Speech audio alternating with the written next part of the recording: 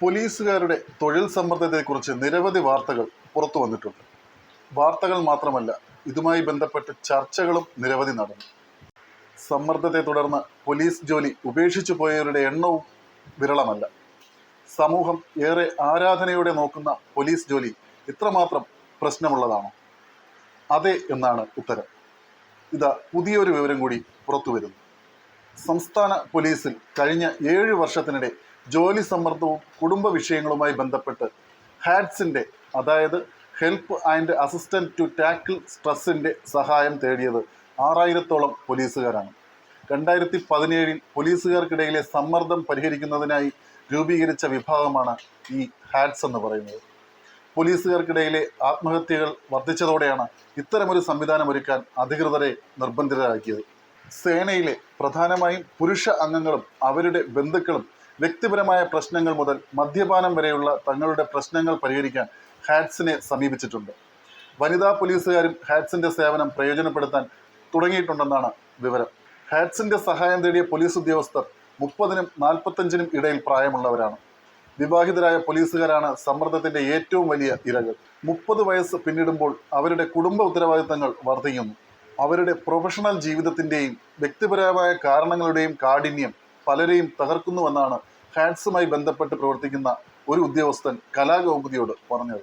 പേരൂർക്കടയിലെ പ്രത്യേക സായുധ police ക്യാമ്പിലാണ് ഹാഡ്സ് unit പ്രവർത്തിക്കുന്നത്. അതിൽ ഒരു പുരുഷ സൈക്കോളജിസ്റ്റും ഒരു വനിതാ കൗൺസിലറുമുണ്ട്. തങ്ങളെ സമീപിക്കുന്ന ഒരു പോലീസുകാരനെ വിലയിരുത്തി കഴിഞ്ഞാൽ അയാൾക്ക് കൃത്യമായ കൗൺസിലിംഗ് നൽകും. തുടർന്ന് അവരുടെ പ്രശ്നങ്ങൾ ഏറെക്കുറെ പരിഹരിച്ച ശേഷം യൂണിറ്റിലേക്ക് തിരിച്ചയക്കുകയും ചെയ്യുന്നുണ്ട്. ഹാഡ്സ് ജീവനക്കാർ പോലീസുകാരൻ്റെ അവസ്ഥയും തുടർന്നുള്ള ചികിത്സയും വ്യക്തിപരമായി നിരീക്ഷിക്കുന്നു. മരുന്നുകൾ ആവശ്യമുള്ള സന്ദർഭങ്ങളിൽ മാനസികാരോഗ്യ വിദഗ്ധരുടെ സേവനം ലഭ്യമാക്കുന്ന ബന്ധപ്പെട്ട ആശുപത്രികളിലേക്ക് അയക്കാറുമുണ്ട്. ജോലി സംബന്ധമായ സമ്മർദ്ദമാണ് കാര്യത്തെ സങ്കീർണമാക്കുന്ന പ്രധാന ഘടകം. ജോലിയുടെ സ്വഭാവം കാരണം പോലീസുകാർക്ക് തുടർച്ചയായി 12 മണിക്കൂർ ജോലി ചെയ്യേണ്ടി വരും. അടിയന്തര സാഹചര്യങ്ങളിൽ ജോലി സമയം ഇതിലും വർദ്ധിക്കാറുണ്ട്.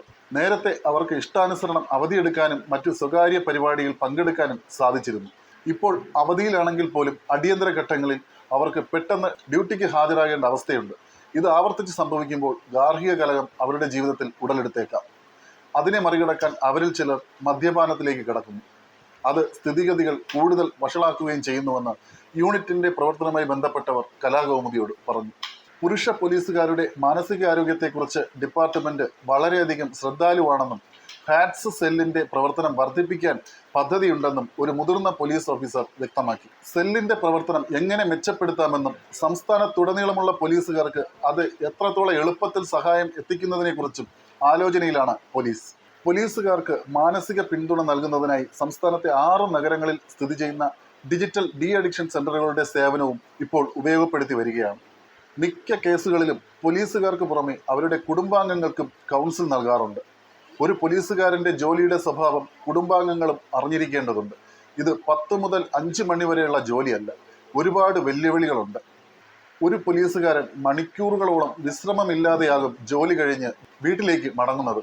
ഇത് മനസ്സിലാക്കി അവരോട് വീട്ടുകാർ നന്നായി പെരുമാറണം. പ്രശ്നങ്ങൾ കുടുംബത്തിന് മനസ്സിലാക്കാൻ കഴിഞ്ഞാൽ ഒരുപാട് പ്രശ്നങ്ങൾ പരിഹരിക്കപ്പെടുമെന്ന് ബന്ധപ്പെട്ടവർ പറയുന്നു. സ്റ്റേഷൻ ഹൗസ് ഓഫീസർമാരുടെ കാര്യത്തിൽ പകരം വയ്ക്കാൻ ആരുമില്ല. അതിനാൽ അവർ അവധിയിൽ പോയാലും ജാഗ്രത പാലിക്കുകയും അവരുടെ ഉത്തരവാദിത്തങ്ങൾ മറ്റൊരിടത്താണെങ്കിൽ പോലും നിറവേറ്റുകയും വേണം. അത് മാനസികമായി തളർത്തുന്ന കാര്യമാണ്. ചിലപ്പോൾ കുടുംബാംഗങ്ങൾക്കിടയിലും വഴക്കുണ്ടാകുകയും ചെയ്യും. വനിതാ പോലീസുകാരെ സംബന്ധിച്ചിടത്തോളം ജോലി സാഹചര്യങ്ങളും കുടുംബകാര്യങ്ങളുമാണ് അവരെ അലട്ടുന്ന പ്രധാന വിഷയം.